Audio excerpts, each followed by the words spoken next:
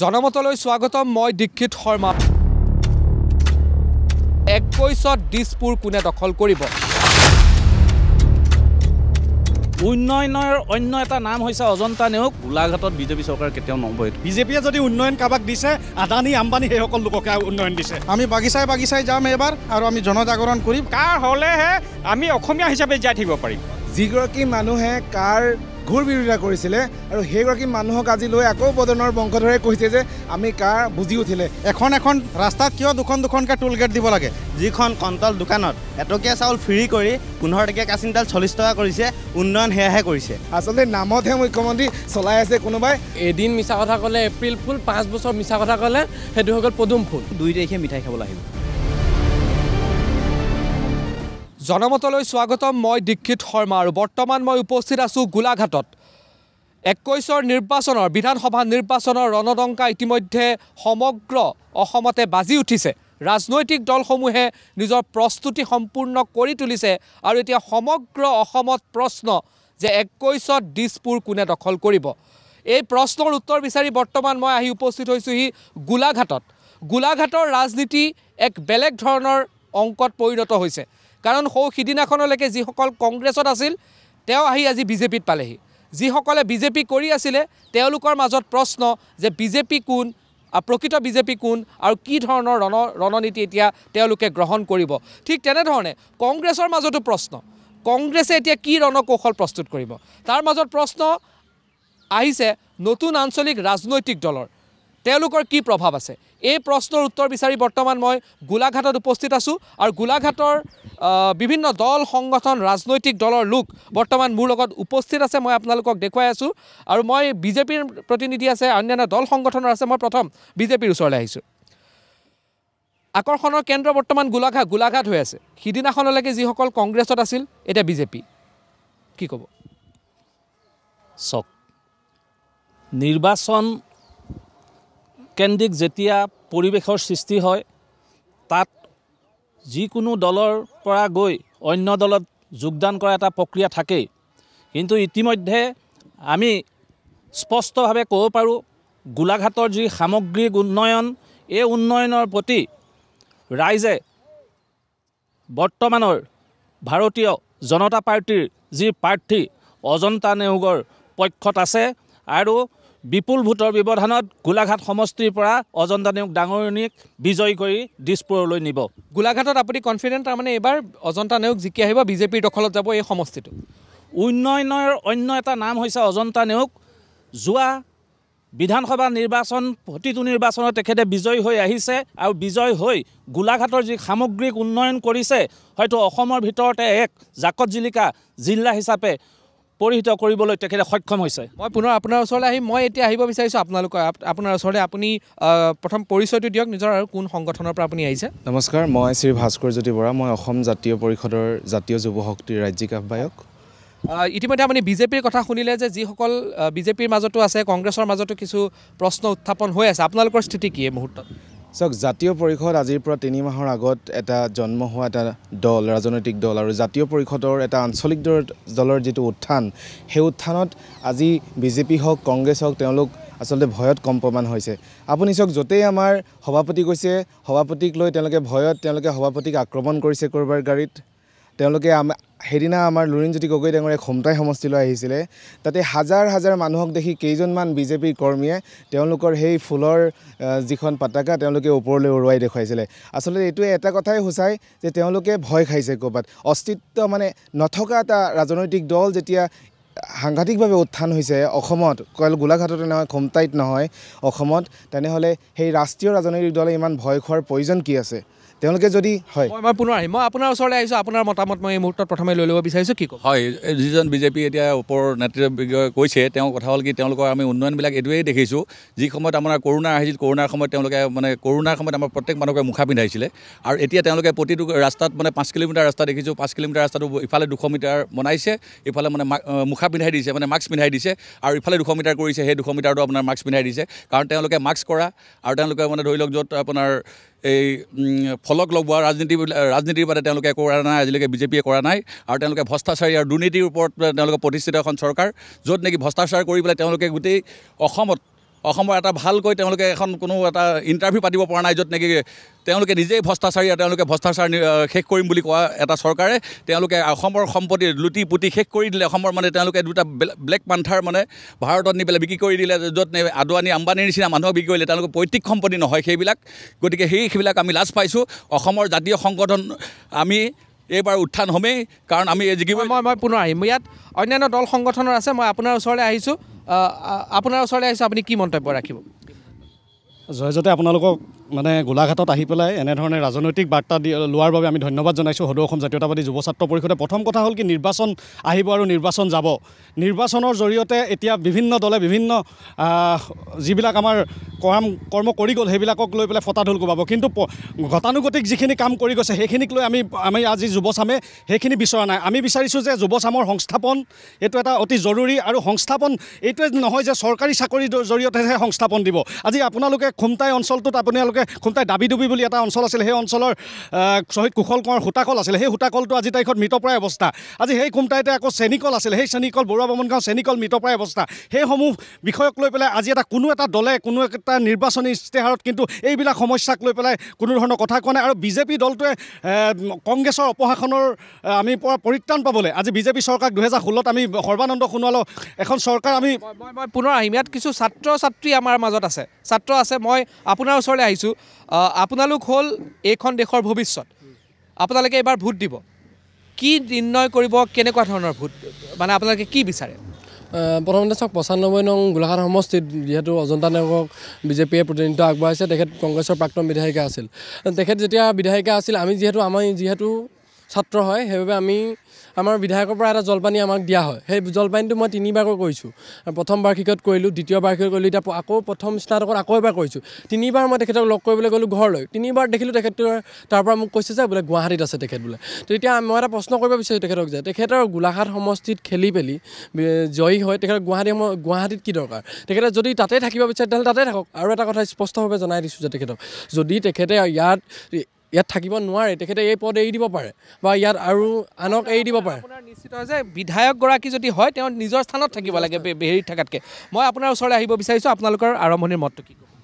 এটা কথা যে চাওক যে আজি বিজেপি চৰকাৰখনে উন্নয়ন বুলি কয় বিভিন্ন ৰাস্তা পদূলি বনালে হয় আমি কিছুমান ক্ষেত্ৰত মানিব লাগিব যে বনাইছে কিন্তু তাৰ লগে লগে কৰোণা মহামাৰীৰ সময়ত আমি কিন্তু দেখাব পাইছোঁ যে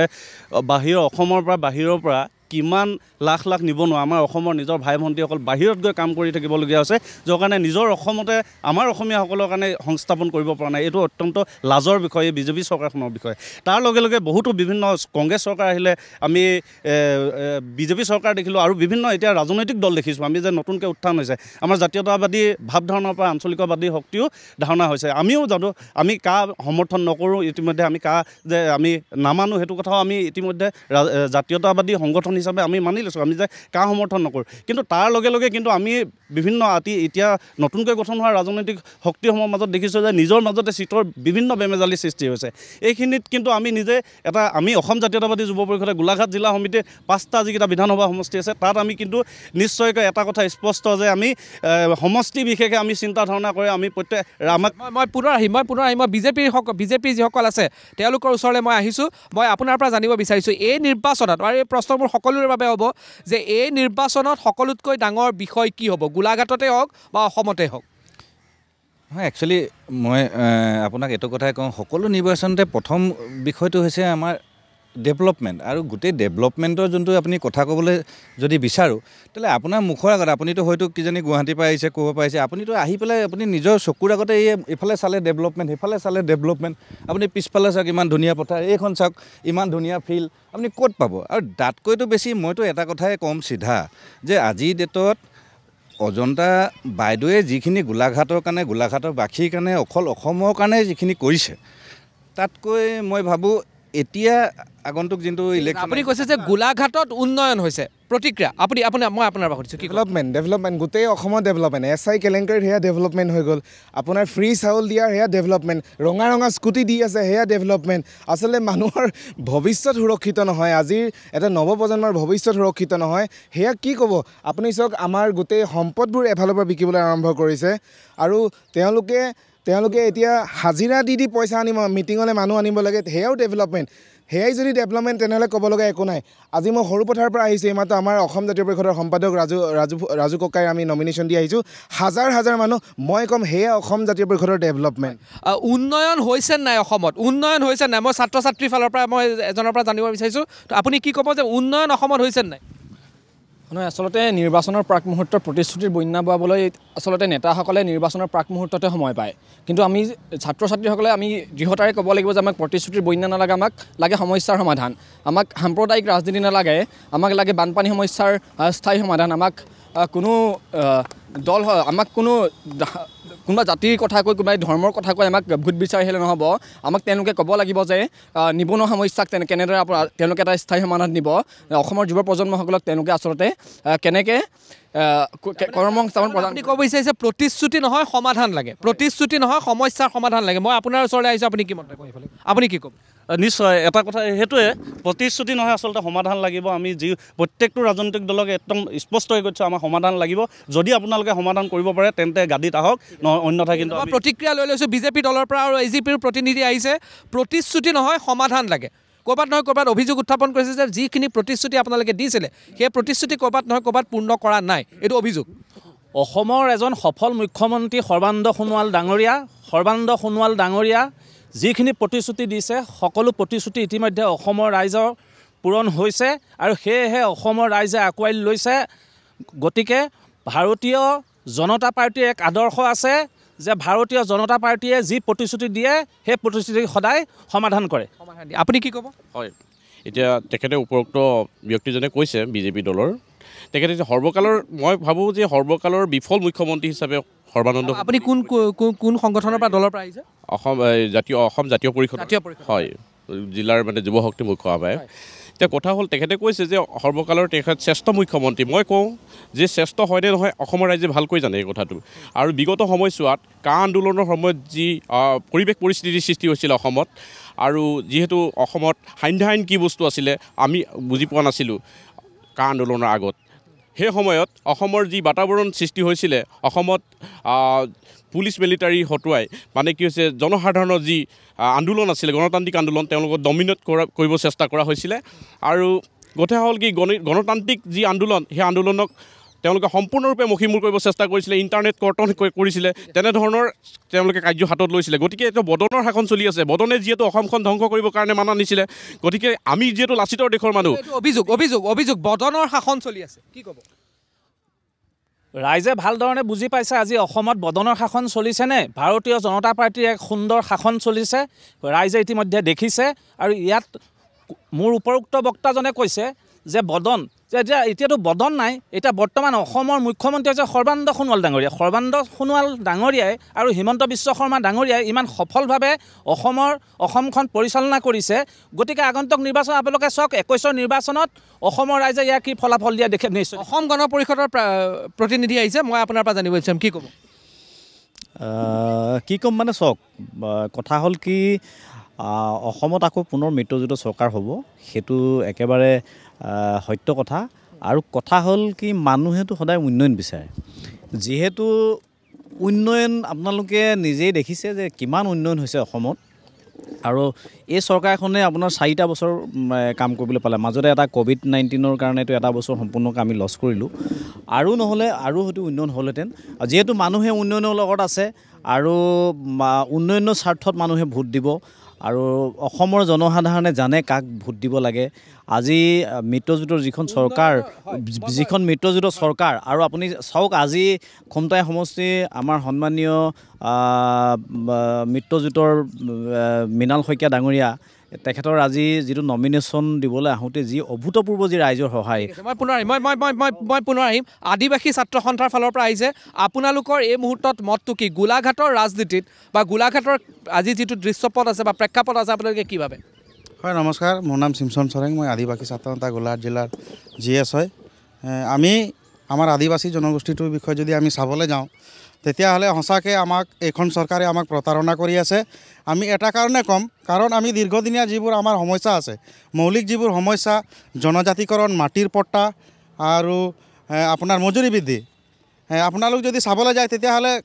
একদম সম্পূৰ্ণৰূপে এইখন চৰকাৰে আমাক ঠগি আছে। কাৰণ কিছুদিন পূৰ্বে তেখেতসকলে কৈছে যে ইণ্টেৰিয়াম হিচাপে আমি 50 টকা বঢ়াইছোঁ, কিন্তু একেবাৰে টোটালি মালিক পক্ষৰ লগত মিতিৰালি কৰি পেলাই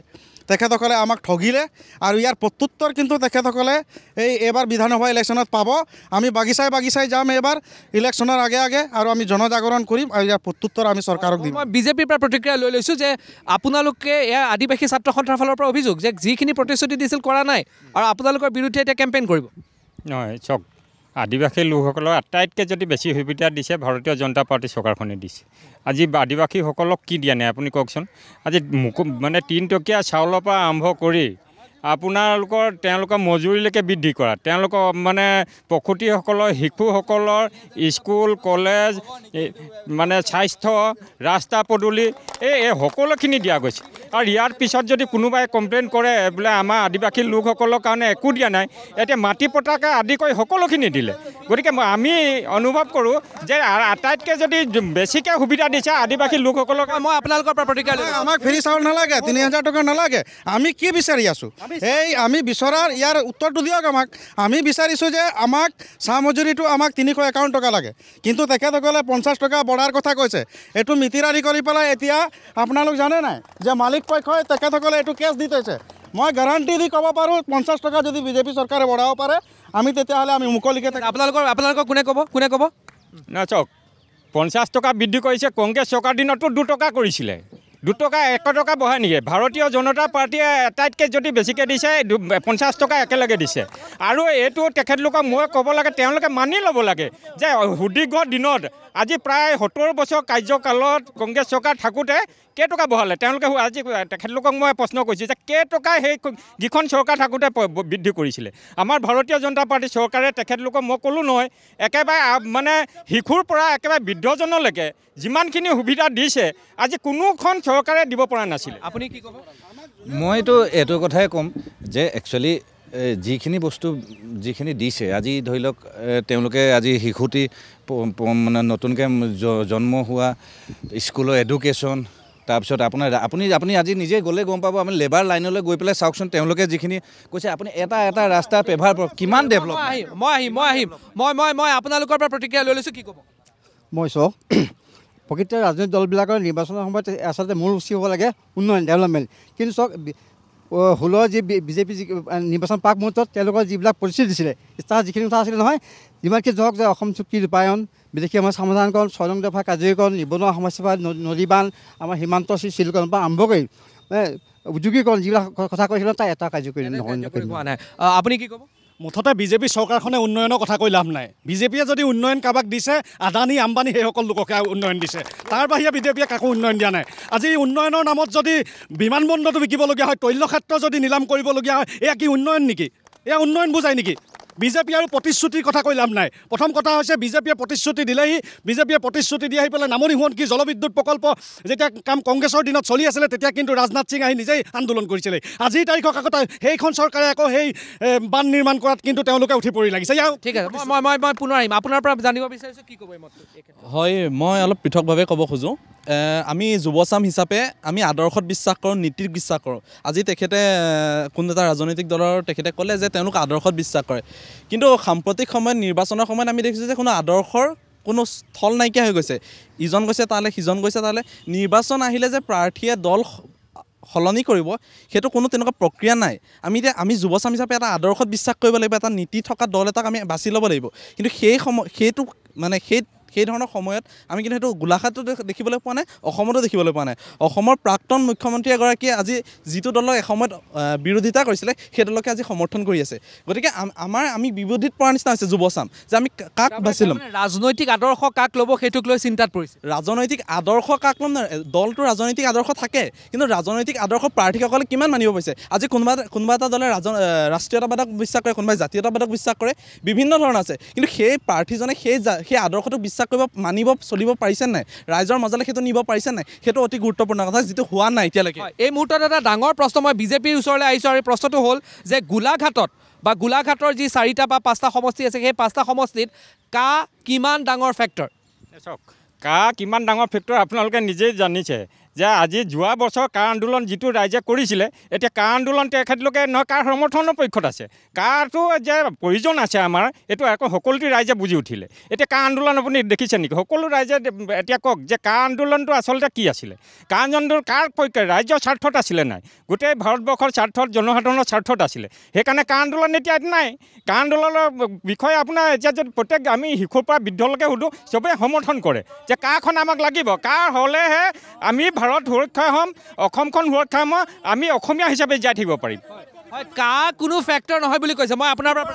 যিগৰাকী নেত্ৰীয়ে কাৰ্চিন তেল আৰু ভোটা যোগান ধৰিছিলে কা আন্দোলনৰ সময়ত সেইগৰাকী নেত্ৰীক আজিৰ তাৰিখত বিজেপিয়ে ৰঙা দলিচা পাৰি নি পেলাই আকৌ বিজেপিৰ পৰা নিৰ্বাচন খেলাব বিচাৰিছে ইয়াতকৈ দুৰ্ভাগ্য বিষয় গোলাঘাটবাসীৰ বাবে কি আছে বিজেপিৰ প্ৰতিক্ৰিয়া নহয় চাওক আমি কৈছোঁ যে কোনোবাই ক'ব পাৰে যে কা আন্দোলনত বিভিন্নজনে বিভিন্ন মানে আন্দোলন কৰিছিলে সেইটো সঁচা কথা কিন্তু এতিয়া বুজি উঠিলে এতিয়া কাখন যে আইনগতভাৱে যেতিয়া পাছ হৈ গ'ল ৰাষ্ট্ৰপতিয়ে যেতিয়া চহী কৰিলে জনসাধাৰণে যেতিয়া মানি ল'লে সেইটো সকলোৱে মানি লৈছে তেখেতলোকে যে কৈছে যে কোনোবাই মানে আন্দোলন মানে কৰিছিলে বা কমপ্লেইন কৰিছিলে তেখেতলোকে আইনখন ভালকৈ পঢ়া নাছিলে এতিয়া পঢ়িলে এতিয়া বুজিলে বুজাৰ পিছত তেখেতলোকে সকলোৱে গ্ৰহণ কৰিছে আপোনাৰ মই বদনৰ বংশধৰ প্ৰতিনিধিগৰাকীক সুধিছোঁ যে কাখন পঢ়ি তেওঁ কি পালে তেওঁ যে ক'লে কাখন পঢ়ি তেওঁ 5টা মোক ভাল কথা কওকচোন কাখন পঢ়িলে নাই তেওঁ কাৰ পৰা আচলতে আপোনালোকে চাওক যিগৰাকী মানুহে কাৰ ঘূৰ বিৰোধিতা কৰিছিলে আৰু সেইগৰাকী মানুহক আজি লৈ আকৌ বদনৰ বংশধৰে কৈছে যে আমি কাৰ বুজি উঠিলে কেনেকৈ কাখন অসমৰ জনসাধাৰণৰ জনাৰ্দনৰ হিতাৰ্থে হয় মোক বুজাই দিয়ক তেওঁলোকে আৰু এটা কথা কৈ যাম আপোনালোকে বাৰে বাৰে ভুলকৈ কৈ আছে যে সৰ্বানন্দ সোণোৱাল ডাঙৰীয়া অসমৰ মুখ্যমন্ত্ৰী সৰ্বানন্দ সোণোৱাল ডাঙৰীয়া অসমৰ মুখ্যমন্ত্ৰী নহয় যোৱা বছৰ 2016ত সৰ্বানন্দ আনন্দ বাজিছিলে এতিয়া কিবা বাজি আছে আহিছে হিমন্ত আচলতে নামতহে মুখ্যমন্ত্ৰী চলাই আছে কোনোবাই আৰু 2 মে তাৰিখে এইটো ঠিক হৈ যাব অসমৰ জনতাই পাই যাব আচলতে মুখ্যমন্ত্ৰী কোন আৰু কোন হ'ব কাৰ ক্ষেত্ৰত আপোনালোকৰ কি স্থিতি কা আমি কেতিয়াও মনা নাছিলোঁ আৰু কেতিয়াও মানি নলওঁ তেখেতলোকে কৈছে যে জনসাধাৰণে কাখন মানি লৈছে জনসাধাৰণে 5জনকৈ ফুলকুমলীয়া ডেকাক তেখেতলোকে এঘণ্টাৰ ভিতৰতে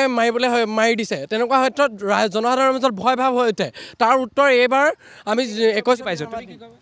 নহয় কাৰ কথাটো কোৱা হৈছে যে কা আমি মানি লৈছোঁ কাৰ লগত এইটো ফেক্টৰ হয় কা এতিয়ালৈকে মানি লোৱা নাই কা এতিয়া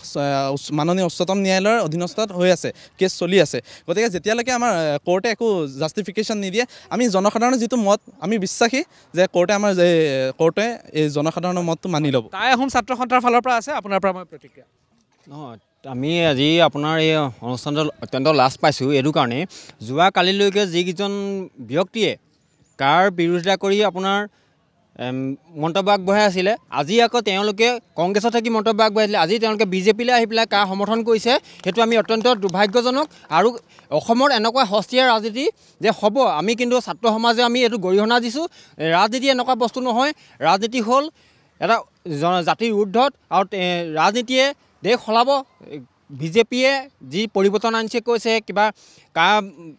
ভাল বুলি কৈছে কিন্তু সেইটো নহয় যে অসমৰ জনসাধাৰণে কেতিয়াও কা মানি লয় ভৱিষ্যতেও মানি লয় আৰু আমি ছাত্ৰ সমাজে যেতিয়ালৈকে আমি সংগঠন কৰি থাকিম আমি কিন্তু কোনোদিন কাৰ নামানো মই আদিবাসী ছাত্ৰ সন্থাৰ ওচৰলৈ আহিছোঁ কাৰ ক্ষেত্ৰত তেওঁলোকৰ স্থিতি কি আছে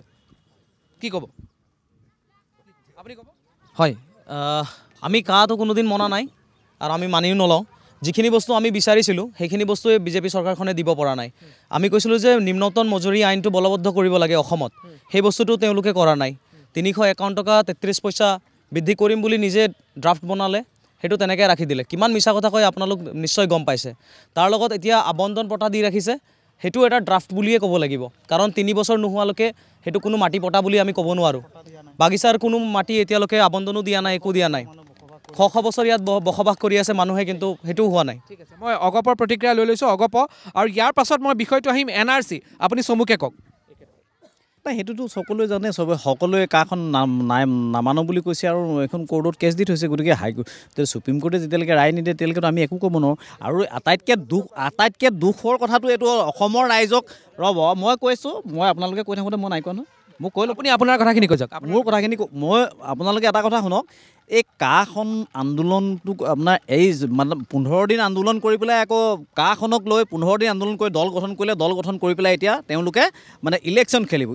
খেলিব দুইটা পাৰ্টিয়ে আকৌ আপোনাৰ দল গঠন কৰি দুইটা পাৰ্টিৰ মাজত আকৌ মানে মিত্ৰজোঁট কৰি তেওঁলোকৰ মাজত আকৌ বুজাবুজিও নাই দুইটাই আকৌ চব মানে প্ৰায়বিলাকতে মানে AJPও দিছে ৰাইজৰ দলৰ কেণ্ডিডেট দিছে গতিকে তেওঁলোকৰ নিজৰে বুজাবুজি নাই তেওঁলোকে কা কথাটোতো আপোনাৰ সেইটোতো এটা মানে ন্যায়ালয়ৰ বিষয় অভিযোগ AJPৰ বিষয়তে ৰাইজৰ দল আৰু AJPৰ নিজৰে বুজাবুজি নাই এটা কথা ভাল লাগিছে 2001 আমি অগপৰ যিজন প্ৰতিনিধি আহিছে তেওঁক ধন্যবাদ জনাইছোঁ 2021ত অগপটো আমি দেখা পাইছোঁ আজি 2026ত দেখাই নাপাম এইটো তেওঁলোকৰ অৱস্থাই এনেকুৱা চক সুবিধা কোনে দিলে এটা জাতীয়তাবাদ আঞ্চলিক দল সৃষ্টি হ'বলৈ সুবিধা কোনে দিলে সেইটো তেওঁলোকে প্ৰথমতে আপুনি কি ক'ব তেওঁ দুটা দলৰ মিল নথকা কৈছে তেওঁ অসম গণ পৰিষদ দলটোৰ মাজত মিত্ৰতা আছে নাই দুটা নিজৰ এটা দলৰ মাজত মিল আছে নাই সেইটো তেওঁৰ পৰা মই জানিব বিচাৰিছোঁ এটা দলৰ মাজত হয় মই এটা বিষয় মই আনিব বিচাৰিছোঁ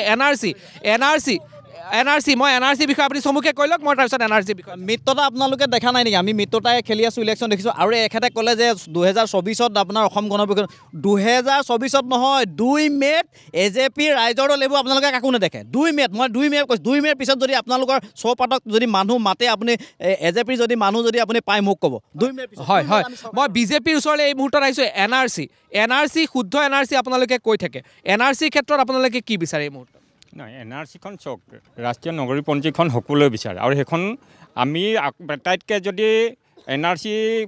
কাম কৰা দল মানে চৰকাৰ হ'ল NRC বিষয়ত ভাৰতীয় জনতা পাৰ্টীয়ে আগতে NRCটো মানুহে মানে বহুত দিন NRCখন পৰিয়ে আছিলে NRC মানে শুদ্ধ কৰিবৰ কাৰণে বিভিন্ন জাতীয় সংগঠনবিলাকে দাবী কৰি আহিছিলে বিভিন্ন ৰাজনৈতিক দলে দাবী কৰি আহিছিলে আমিও কৰি আহিছিলোঁ কিন্তু আমাৰ চৰকাৰ যেতিয়া আহিলে ভাৰতীয় জনতা পাৰ্টী যেতিয়া চৰকাৰ আহিলে NRCখন সফল ৰূপত ৰূপায়িত হৈছে আৰু এতিয়া NRCৰ বিষয়ত কোনো বিতৰ্ক হোৱা নাই চবেই মানি লৈছে শুদ্ধভাৱে হৈছে ঠিক আছে মই আপোনাৰ ওচৰলৈ আহিছোঁ কওক চাওক NRCখন চাওক এতিয়া এই চাওক দিল্লীত BJP চৰকাৰ আছে ইয়াতো BJP চৰকাৰ আছে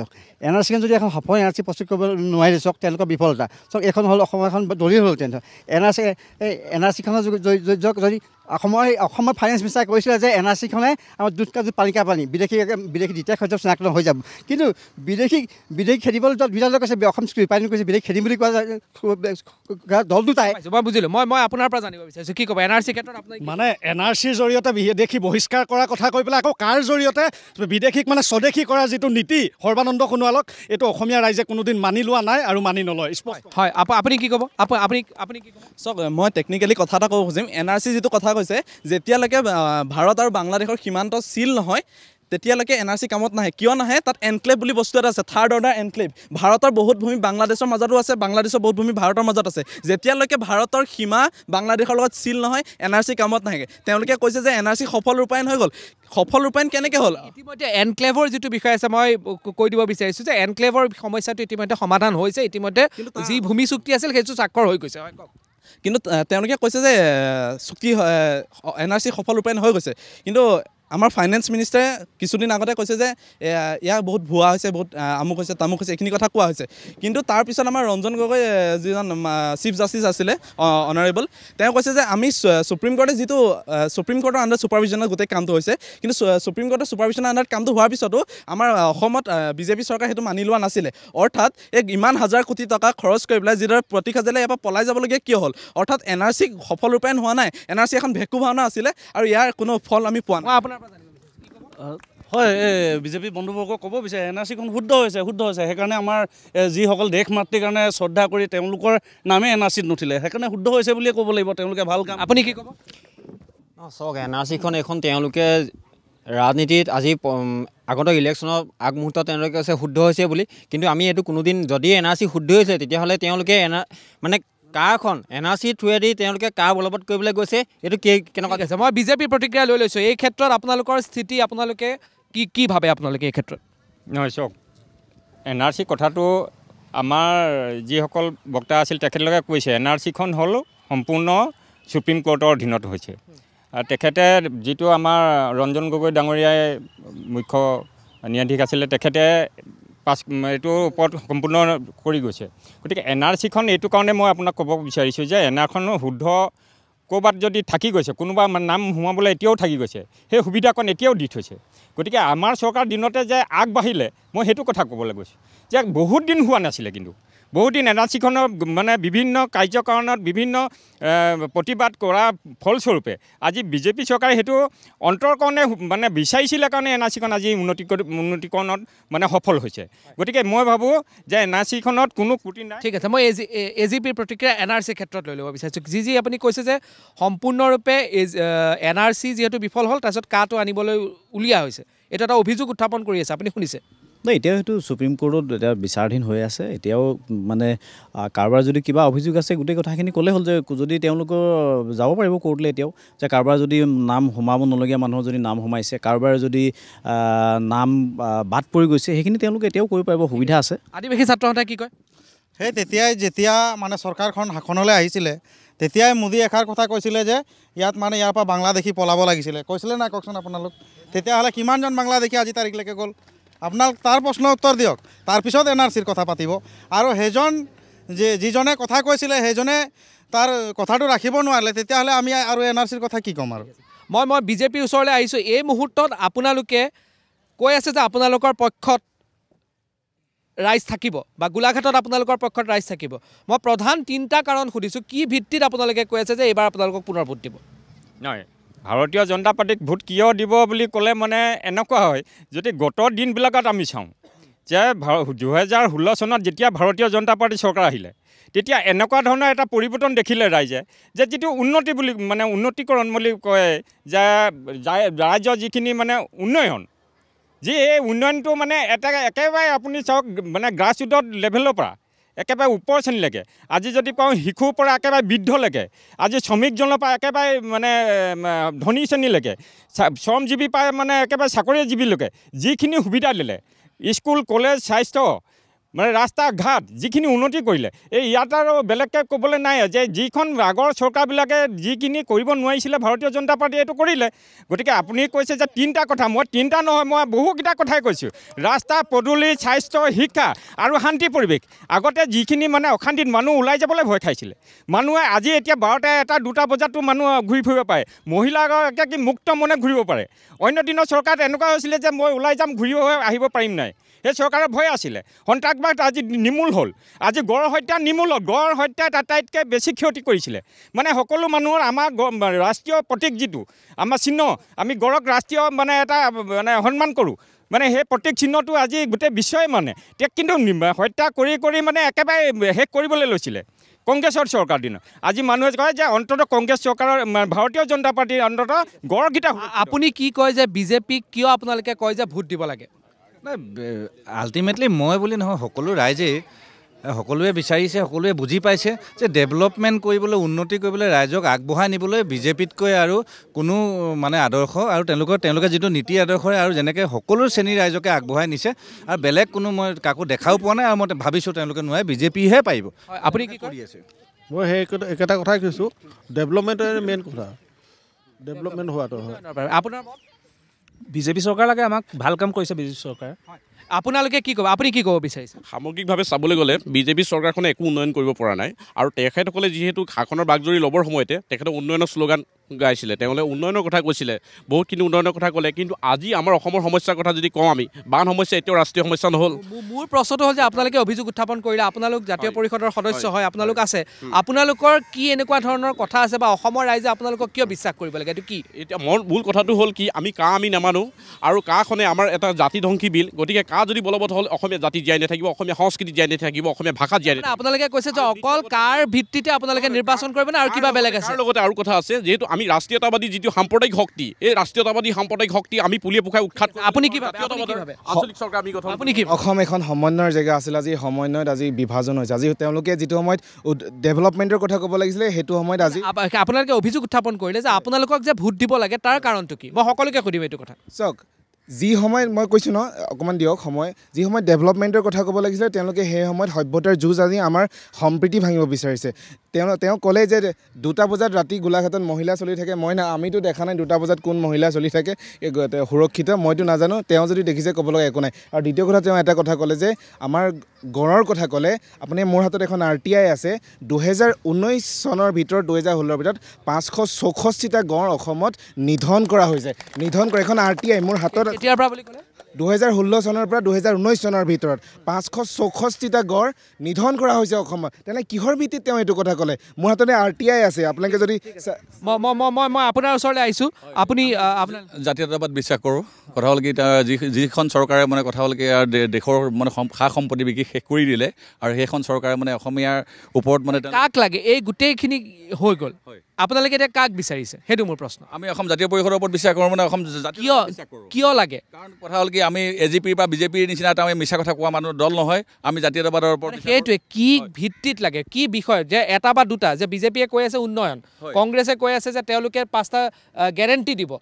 আজি যদি জাতীয় পৰিষদে কৈ আছে যে তেওঁলোকক ভোট দিব লাগে তাৰ মূল মন্ত্ৰটো কি চাওক আমি প্ৰথম কথা হ'ল কি অসমৰ যিখন মানচিত্ৰ আমি সৰু কালত মানে আঁকিছিলোঁ যেতিয়া আমি 10 নম্বৰ পাইছিলোঁ এতিয়া অসমৰ মানচিত্ৰ তেওঁলোকে মানে বিজেপি চৰকাৰৰ দিনত অসমৰ মানচিত্ৰ শেষ কৰি দিলে কাৰণ ইফালে দিলে নাগালেণ্ডক ইফালে দিলে অৰুণাচলক ইফালে দিলে ভূটানক মানে যাক দি যেনেকৈ পাৰে তেওঁলোকে দিব এইটোতো বিজেপিৰ দিনত দিয়া নাই এইটোতো ভাগটো বেলেগ হৈছে আপুনি বিজেপিৰ দিনত কেনেকৈ বিজেপিৰ দিনত তেওঁলোকে নাগালেণ্ডটো কেতিয়াবাই হৈছিলে অৰুণাচল কেতিয়াবাই হৈছিলে তেওঁলোকৰ দিনতে কাৰ্যকৰী কৰিছে কেনেকৈ কাৰণ অৰুণাচল এইফালে চাওক এইফালে অৰুণাচল ৰাজ্য কেতিয়াবাই গঠন হৈছে অৰুণাচল ৰাজ্য কেতিয়াবাই গঠন হৈছে আপুনি কি ভিত্তিত ক'লে সেইদিনাখন মই নাগালেণ্ড মৰিনি গৈছোঁ তাত যদি আমাৰ অসমৰ পুলিচ থকাৰ উপৰিও তেওঁলোকে নাগালেণ্ডৰ মানুহ আগ্ৰাসনৰ বিষয়টো কৈছে সেইটো কওক আগ্ৰাসন কৰিছে আমাৰ অসম চৰকাৰে ইমান মানে নিৰ্লজ্জ আৰু মানে একো কৰিব পৰা নাই তেওঁলোকে অসম চৰকাৰে মই আপোনাৰ ওচৰলৈ আছোঁ কি ক'ব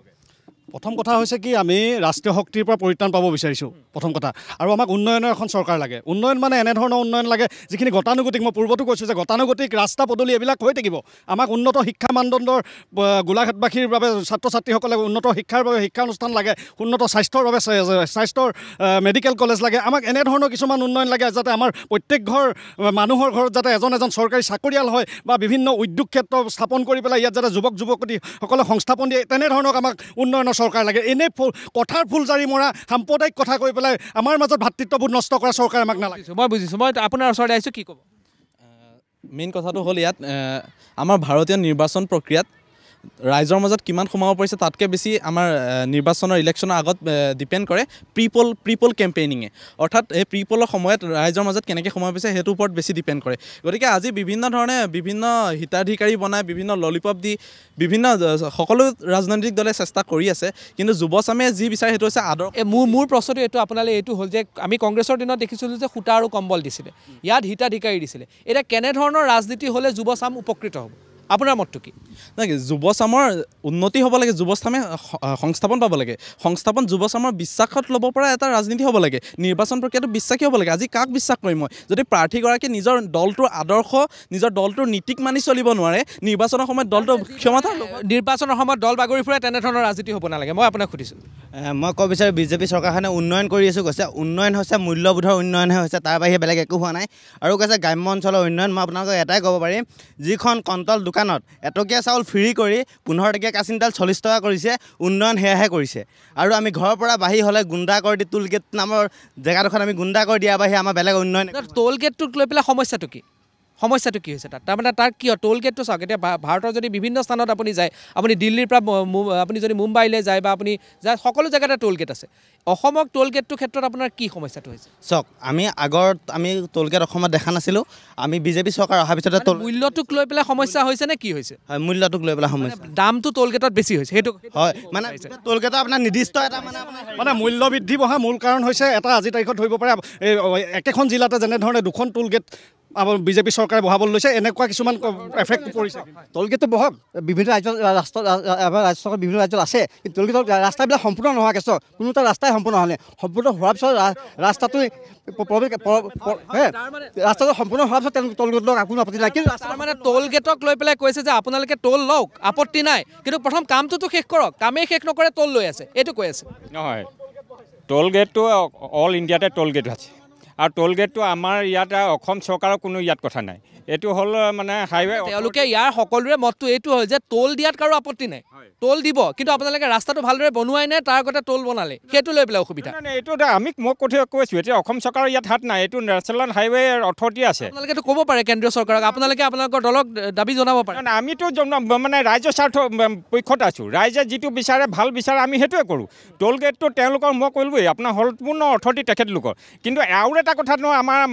ৰাইজে বুজি পাব লাগিব কি বুজি পাব লাগিব যে এখন গাড়ী যেতিয়া চলে ৰাস্তাটো ভাল হৈ থাকিব লাগিব আজি নেশ্যনেল হাইৱে 4 লাইন হোৱা কিমান বছৰ হ'ল প্ৰায় 5 বছৰ ওপৰ হ'ল আমি গাড়ীখিনি আমি এতিয়া যদি গোলাঘাটৰ পৰা আপোনাৰ নগাঁৱলৈ যাওঁ কিমান সময় লাগে কি নগাঁৱৰ পৰা যদি গুৱাহাটীলৈ যাওঁ খুব কম সময় লাগে এতিয়া এই সুচল ৰাস্তাটো মেইনটেইনৰ কাৰণে ঠিক আছে মই আদিবাসী ছাত্ৰ এটা টোল গেটৰ কথা কৈছে মই এষাৰে কথা ক'ম এখন ৰাস্তাত কিয় দুখনকৈ টোল গেট দিব লাগে আমি বাগিচাত বসবাস কৰা আমি আদিবাসী লোকসকল আমি যদি গুৱাহাটীলৈ যাবলগীয়া হয় গাড়ী ভাড়া কৰি সেইটো ভাড়া আমিয়ে দিবলগীয়া হয় তেতিয়াহ'লে এইটো কেনেকুৱা ধৰণৰ উন্নয়ন একচুৱেলি এইখন চৰকাৰে চকুৰ আলিৰহে উন্নয়ন কৰিছে যাক নেকি ইউজ কৰি তেখেতসকলে কেম্পেইনিং কৰি আছে আৰু আপোনালোক চাব আজি আমাৰ বাগিচাৰ ল'ৰা কোনো আমি বুৰ্বক নহয় আমি বুজি পোৱা হৈছোঁ আৰু আপোনালোক চাব যে তেখেতসকলে কৈছে আমি ৰাস্তাৰ উন্নয়ন কৰিছোঁ সেয়া কোনো চৰকাৰৰ পইচা নহয় হে আমাৰ বাগিচাত পিতৃ মাতৃসকলে কাম কৰা পইচা হয় এইটো আপোনালোক গুৰুত্ব সহকাৰে ল'ব কাৰণ চাব ৱেজ এডভাইজাৰী বৰ্ড 3 বছৰৰ মূৰে বহে আৰু তেখেতসকলে যিটো ইণ্টেৰিয়াম দিম বুলি কৈছিলে 30 টকা আগত যোনটো বাঢ়িছিলে সেইটো জানুৱাৰীৰ পৰা দিব লাগিছিলে কিন্তু মাৰ্চ মাহৰ পৰাহে দিছে আৰু যিটো পইচা বাচি গৈছিলে সেই পইচা দিহে আমাৰ বাগিচাবিলাক কাম কৰি দিছে মই আপুনি চমুকে মূল্য বৃদ্ধি তাৰ অন্যতম বিশেষ 16 চনত চৰকাৰ আহোঁতে যিটো বস্তু মূল্য যিটো সম্ভাৱনা আছিল 80 টকা পইচাকৈ মিঠাতেল আছিলে এতিয়া চাওক এই লাষ্টত 2021-20 ভিতৰত তাত দুগুণ হৈ গ'ল চাওক পেট্ৰলত চাওক 16 চনত যিমানবিলাক বছৰ তাৰপিছত আমি যিকোনো মূল্য বা কনষ্ট্ৰাকশ্যন সামগ্ৰীয়ে হওক নিৰ্মাণ সামগ্ৰীয়ে হওক সকলোৰে মূল্য বৃদ্ধি হৈছে মই এই মুহূৰ্তত মই আপোনালোক সকলোৰে ওচৰলৈ আহি মই অনুষ্ঠান শেষ কৰিব লাগিব দিছপুৰত মোৰ অন্তিম প্ৰশ্ন আৰু মই সেইটো প্ৰশ্ন লৈ আপোনালোক সকলোৰে ওচৰত যাম দিছপুৰত 21ত কাক বিচাৰে গোলাঘাটত কাক বিচাৰে দিছপুৰত আমি গোলাঘাটীয়া ৰাইজে আমি আঞ্চলিকতাবাদ বিচাৰোঁ আৰু এনেকুৱা ভ্ৰষ্টাচাৰী দুহাখন চলোৱা বিজেপি চৰকাৰ নালাগে এখন নিপাত যাওক আমি আঞ্চলিকতাবাদ ভ্ৰষ্টাচাৰৰ বিৰুদ্ধে আপোনালোকে বিচাৰিছে আপুনি কি ক'ব নহয় আচলতে এটা শব্দত কাক বিচাৰে আমি আঞ্চলিকতাবাদ বিচাৰোঁ কিয়নো যেতিয়া বানপানীৰ সমস্যাৰ সময়ত আমি আঞ্চলিকতাবাদ বুলি ক'লে এতিয়া নতুন আঞ্চলিকতাবাদ নে অসম গণ পৰিষদে কেনেকুৱা ধৰণৰ আচলতে অসম গণ পৰিষদে আঞ্চলিকতাবাদ বুলি মই ক'ব নিবিচাৰোঁ কাৰণ অসম গণ পৰিষদে এটা আঞ্চলিক দলে টিকেট লাভ কৰি ৰাষ্ট্ৰীয় দলৰ আঞ্চলিক ৰাজনৈতিক দলৰ কথা কৈছে আপুনি কি ক'ব আমি ইতিমধ্যে কৈছোঁ যে দিছপুৰত চৰকাৰ কাৰ হয় নাজানো কিন্তু গোলাঘাটত বিজেপি চৰকাৰ কেতিয়াও নহ'ব এইটো কথা বিজেপি আপোনাৰ ওচৰলৈ আহিছোঁ কি বিচাৰিব আপুনি এটা কথা কৈছোঁ এদিন মিছা কথা ক'লে এপ্ৰিল ফুল 5 বছৰ মিছা কথা ক'লে সেইটো হৈ গ'ল পদুম ফুল দেই এইটো কথা কৈ দিছোঁ মুঠতে গোলাঘাটত এইবাৰ অজন্তা নায়কক পোনপ্ৰথমে নাকচ কৰা হ'ব মই বিজেপিৰ ওচৰলৈ আহিছোঁ কি হ'ব এইবাৰ দিছপুৰত কি হ'ব আৰু গোলাঘাটত কি হ'ব নহয় চাওক বিজেপিৰ ফালৰ পৰা আমি বহুত দিনৰ আগৰ পৰাই কৈছোঁ যে ৰাইজে এইবাৰ অসমৰ ৰাইজে বিজেপি চৰকাৰে বিচাৰিছে কাৰণ যিটো মানে আপোনাৰ অন্য চৰকাৰে কৰিব নোৱাৰিলে সেই চৰকাৰে এই 5 বছৰ নহওঁতেই 4.5 বছৰ নহওঁতে হোৱাৰ পিছতে আমাৰ 5 বছৰ কমপ্লিটেই হোৱা নাই সকলো কাম আমি কৰিলোঁ গতিকে এতিয়া আৰু ৰাইজে আমি আপুনি কি বিচাৰে জাতীয়তাবাদ বিচাৰোঁ আমি আপুনি কি বিচাৰে জাতীয়তাবাদ বিচাৰোঁ আপুনি কি আঞ্চলিকতাবাদ বিচাৰোঁ আপুনি কি জাতীয়তাবাদ আপুনি কি ক'ব এইবাৰ জাহাজ চলিব গোটেই অসমত জাহাজ চলিব এইবাৰ প্ৰতিজন অসমীয়া স্বাভিমানী দিছপুৰলৈ যাব ঠিক আছে আপুনি কি বিচাৰে জাতীয়তাবাদ চৰকাৰ বিচাৰোঁ আপুনি কি বিচাৰে জাতীয়তাবাদ বিচাৰোঁ আপুনি কি বিচাৰে জাতীয়তাবাদী চৰকাৰ আপোনালোকে মই আহিছোঁ আপোনালোকৰ ওচৰলৈ কি হ'ব এইবাৰ আপুনি এটা শব্দত দিল্লী দিছপুৰ গোলাঘাটৰ কথা বাদ দিয়ক আমাক এনেকুৱা এখন চৰকাৰ লাগে যোন চৰকাৰে আমাৰ বাগিচা অঞ্চলত থকা মানুহবিলাকক পট্টা দিব আৰু দ্বিতীয়তে আমাক এনেকুৱা এখন চৰকাৰ লাগে যোনে আমাৰ হাজিৰাটো 351 টকা একেচাতে ঘছকৈ কৰি দিব পাৰিব মই অসম গণ পৰিষদৰ মোৰ প্ৰতিক্ৰিয়া চবকে মই অনুৰোধ জনাইছোঁ 2 তাৰিখে মিঠাই খাবলৈ আহিব 2 তাৰিখে মিঠাই খাব এড্ৰেছটো কৈ দিব নেকি ক'ত যাব এড্ৰেছ ফোন কৰি ল'ব ফোন নম্বৰ দি দিম চবকে হয় এই মুহূৰ্তত শেষ প্ৰশ্ন কি হ'ব দিছপুৰত আপোনালোকে কিমানে ভাবে যে এই নিৰ্বাচন উন্নয়নৰ ভিত্তিত হ'ব লাগে হাত দাঙিলেই হ'ল কিমানে ভাবে যে উন্নয়নৰ ভিত্তিত নিৰ্বাচন হ'ব লাগে উন্নয়নৰ ভিত্তিত উন্নয়নক লৈ পেলাই কাৰো আপত্তি নাই আমি অসমীয়া জাতিৰ সৰ্বাংগীন উন্নয়ন বিচাৰোঁ আমাৰ অসমীয়া জাতিৰ উন্নয়ন সকলোতকৈ গুৰুত্বপূৰ্ণ কিমান সংখ্যক সকলে ভাবে কিমান সংখ্যক সকলোৱে উন্নয়ন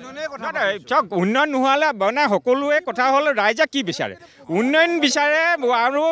মানে ধৰ্ম নিৰপেক্ষ বিচাৰে মানে শান্তিৰ পৰিৱেশ বিচাৰে গতিকে শান্তি সম্প্ৰীতি মিলা প্ৰীতি শান্তি সম্প্ৰীতি মিলা প্ৰীতি উন্নয়ন এখন এওঁলোকে পুঁজিপতিৰ উন্নয়নৰ কথা কৈ আছে ভুল নাযাব আমি অসমীয়া জাতিৰ সৰ্বাংগীন উন্নয়ন কৰিছে তেনেকুৱা উন্নয়ন আমাক নালাগে অসমৰ সম্পত্তি বিক্ৰী কৰিছে তেওঁলোকে কাৰণ আমাৰ তেওঁলোকৰ পৈতৃক সম্পত্তি নহয় মই আগতে এবাৰ কৈছোঁ অসমৰ সম্পত্তি বিক্ৰী কৰি পেলাই উন্নয়ন কৰিছে তেনেকুৱা উন্নয়ন আমাক নালাগে ঠিক আছে মই সকলোকে ধন্যবাদ জনাইছোঁ আৰু এয়া আছিল গোলাঘাটৰ ৰাইজৰ প্ৰতিক্ৰিয়া গোলাঘাটৰ ৰাইজে মন্তব্য কৰিছে যে উন্নয়ন হ'ব লাগে আৰু এই উন্নয়ন সামগ্ৰিক অসমৰ উন্নয়ন হ'ব লাগে ইয়াত মন্তব্য আছিল গোলাঘাটৰ ৰাইজে কি নিৰ্ণয় কৰিব সেয়াটো গম পোৱা যাব অসমৰ ৰাইজে নিৰ্ণয় কি কৰিব সেয়া 2 মে'ত গম পোৱা যাব এই মুহূৰ্তত জনমতৰ এই বিশেষ অনুষ্ঠানৰ পৰা মই দীক্ষিত শৰ্মাই গোলাঘাটৰ পৰা বিদায় লৈছোঁ ধন্যবাদ নমস্কাৰ